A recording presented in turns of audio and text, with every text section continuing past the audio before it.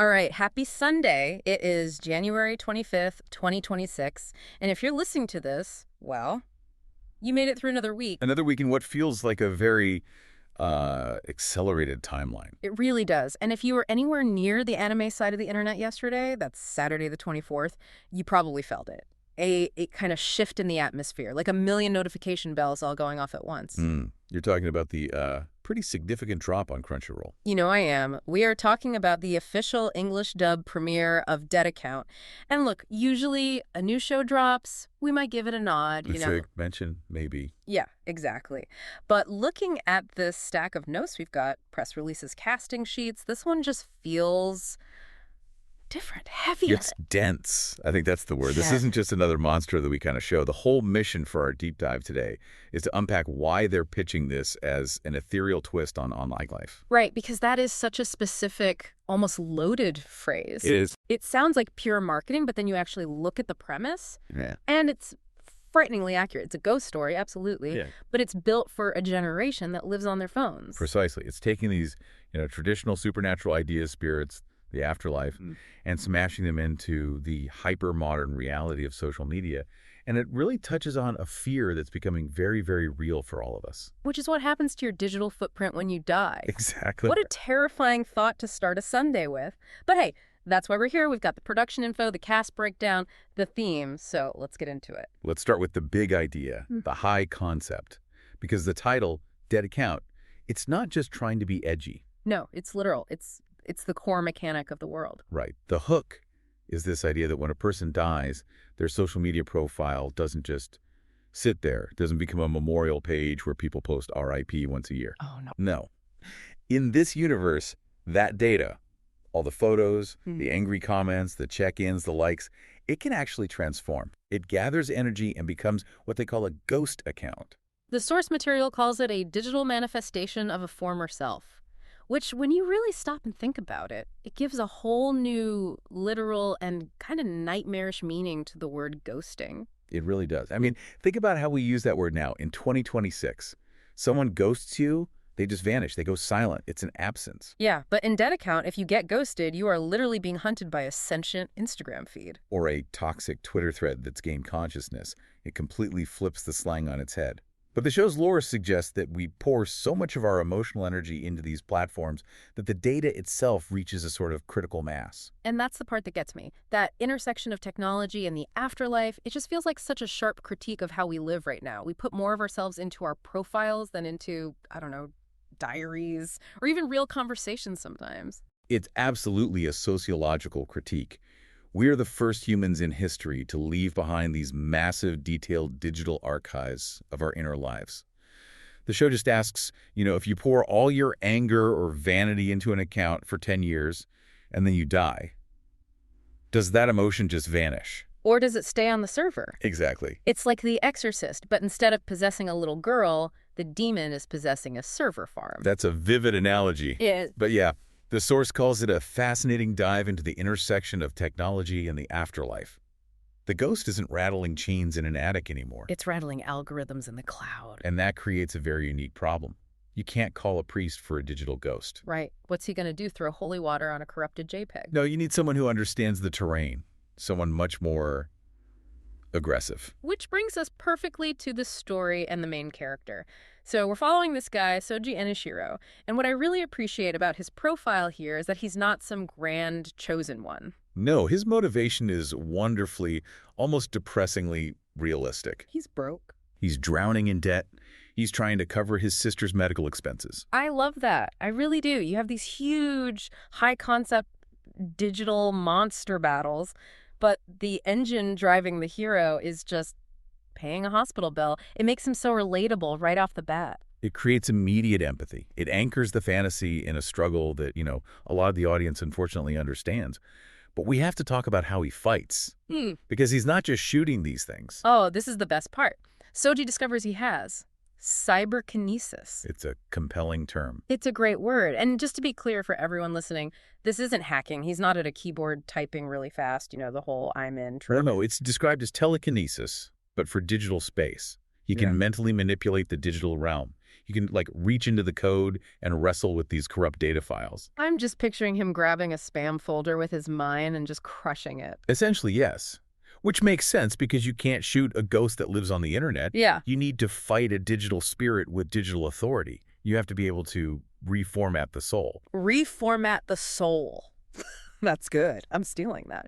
And so because he has this very specific, very weird skill, he gets recruited. Into Midden Academy. Which on the surface sounds like a standard anime high school, but the notes say it's a covert institution. It's basically a trade school for spirit mediums. The whole point is to train people who can bridge that gap between the physical and the digital afterlife.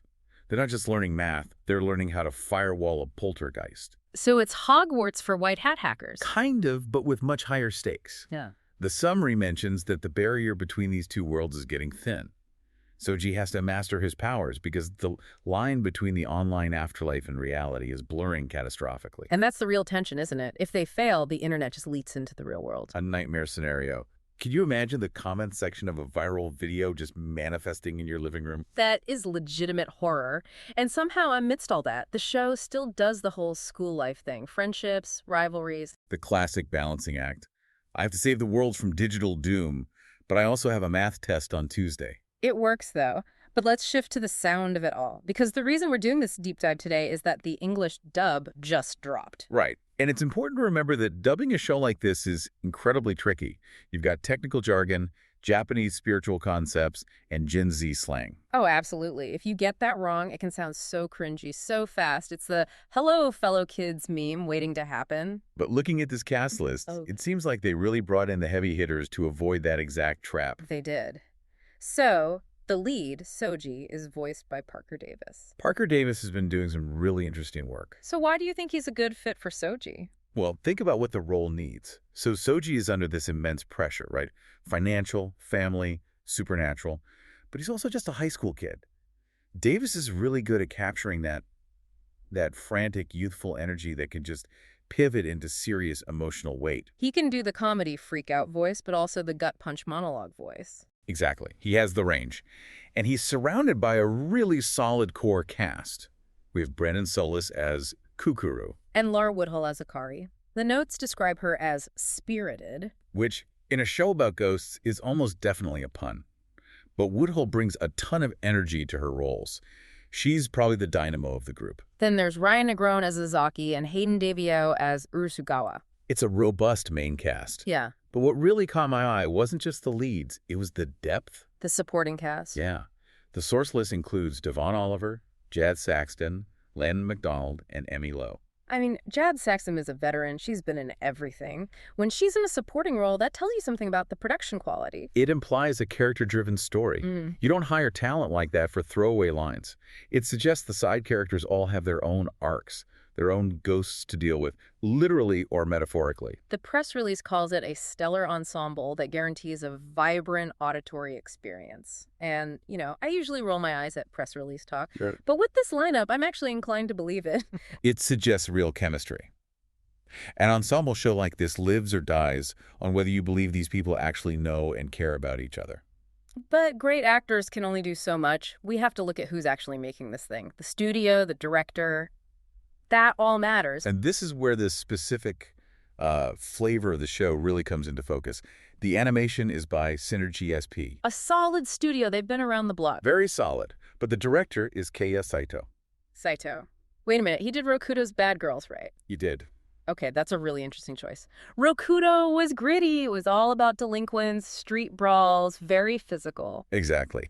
And bringing a director known for that to a show about digital ghosts. It suggests something very specific about the action. It tells me this won't be wizards just shooting beams of light at each other. It's going to be visceral. It's going to have weight to it. Visceral is the perfect word. I think the cyberkinesis is going to feel physical, maybe even violent. And then you pair that director with the writer, Mitsuta Kakehirota. The Eden's Zero writer. Correct. And Eden's Zero is this huge space fantasy that juggles a massive cast and blends magic with high-tech machinery. So Hirota is very comfortable in that science fantasy lane. So he knows how to handle the tech magic exposition without it being boring. He can explain why the ghost is in the server without putting you to sleep. And he knows how to balance a team. So you have a director who gets physical action and a writer who gets sci-fi ensembles. That's a recipe for a really tight show. And the music? We have to mention the score by Keiji Inai, The notes call him a master of enchanting soundscapes. which is so crucial here. I'm always curious what the internet is supposed to sound like in a show. It's usually just generic techno beats. Inai has a harder job.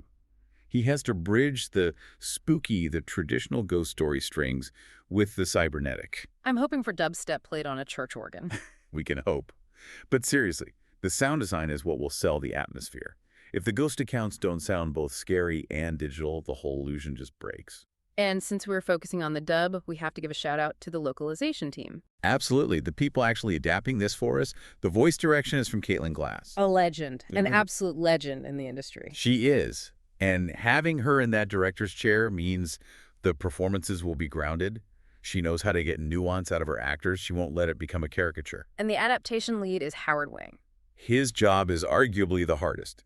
He has to make sure the essence of the original comes through in English. And why is that so hard for this show in particular? Well, think about it. It deals with internet culture, which is so region-specific. Japanese memes are not American memes. And it deals with Shinto concepts of spirits. Right. Translating "this spirit is restless" is one thing. Translating "this Twitter bot has a vendetta" based on a specific cultural context is a nightmare. If you do it literally, it just sounds robotic. Howard Wang's job is to make it flow, to make the slang sound like something a kid in 2026 would actually say, all while keeping the spooky parts scary. Plus, you've got Samantha Herrick producing, James Baker on mixing, Noah Whitehead on engineering, the whole technical team. And that's the final polish. The mixing is so critical in an action show. You don't want the dialogue getting buried under explosions and sound effects. So we've got the concept. Social media dose. We've got the cast, Parker Davis and a killer ensemble. We've got the crew, action vets and sci-fi writers. But let's circle back to the why.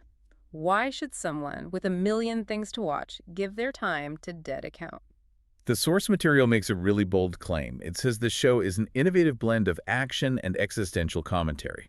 Existential commentary is a pretty big phrase for a show about fighting monsters. It is, but I think it earns it.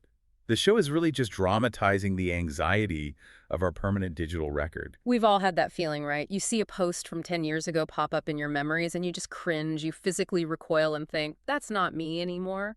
But the data says it is you. The algorithm doesn't care that you've grown up. Or think about the grief side of it. Visiting the profile of a friend who's passed away, seeing their life just frozen in time. It's a very modern, very specific kind of haunting. And this show takes those feelings, the cringe, the grief, the anxiety, and turns them into literal monsters that Soji can punch in the face. It's almost therapeutic in a way. It lets us process this idea of digital death. Digital death, that's the key term, isn't it? We're the first generation that has to really deal with it. Yeah. We leave these ghosts behind every time we log off. The show is asking, who are we really? Yeah. Are we our physical bodies? Or are we the collection of data on a server somewhere? Wow. Yeah, that's deep. It's not just good guy hits bad guy. No, it's good guy confronts the lingering trauma of digital existence. Viewers should expect the fun stuff, the cool powers, the humor, the suspense, but they should also expect those thought-provoking themes to stick with them, It balances the philosophy with the punch-ups. which is the best kind of sci-fi. Okay, so to recap for everyone listening who might be adding this to their queue, Dead Account, the English dub, is out now. It dropped yesterday, January 24th, on Crunchyroll. It's about a broke kid named Soji with cyber powers fighting social media ghosts at a secret academy. It has a stacked cast led by Parker Davis, a killer production team that knows their way around action, and a premise that might just make you think twice before you post. It definitely feels like the next logical step in internet-based horror, sort of the dark, modern successor to things like Serial Experiments Lane. So before we wrap up, we want to leave you with one final thought to mull over. We talked about how these ghost accounts are manifestations of people's former selves shaped entirely by their data. Which raises an uncomfortable question for you, the listener. If your social media profile turned into a ghost right now, based only on your posting history, not who you think you are, but what you've actually typed, shared, and liked, what kind of ghost would it be? Would it be a benevolent spirit? Helpful? Or would it be a vengeful monster, just fueled by old arguments and complaints? Would you be a Casper or a poltergeist? Your digital legacy might be more literal than you think. Something to think about while you're scrolling today. Thanks for diving deep with us. Stay curious. Yeah, maybe clean up your timeline, just in case.